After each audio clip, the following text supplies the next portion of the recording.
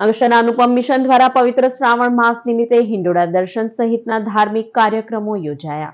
અંકલેશ્વરના ગળખોલ વિસ્તારમાં આવેલા અનુપમ મિશન દ્વારા શ્રાવણ માસ દરમિયાન વિવિધ ધાર્મિક કાર્યક્રમોનું આયોજન થઈ રહ્યું છે.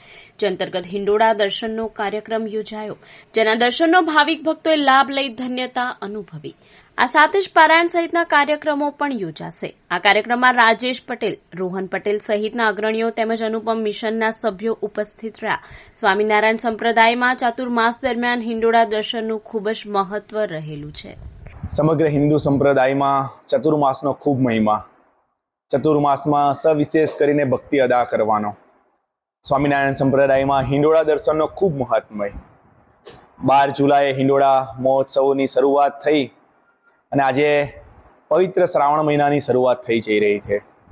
ગુરુહરિ સંત ભગવંત સાહેબજીના આશીર્વાદ અને પ્રેરણાથી આખું એ વર્ષ ગુરુ આજ્ઞા મહિમા પર્વ તરીકે ઉજવી રહ્યા છે.